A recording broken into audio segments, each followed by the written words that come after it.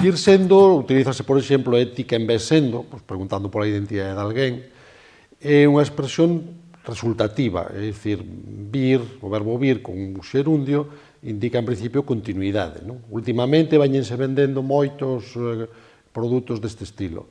E desa idea de continuidade ven a idea dun resultado final dese proceso. Entón, esa idea resultativa de pareceche moi barato, pero logo botas as contas e venche sendo moito máis caro. É dicir, que ao final a cousa é máis cara do que parecía ao principio.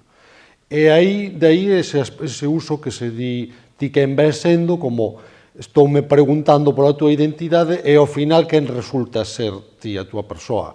Ou tamén que se utiliza moito cando se quere saber a filiación de alguén. E ti de quen ves sendo? Non? De que familia ves sendo ou quen son os teus pais?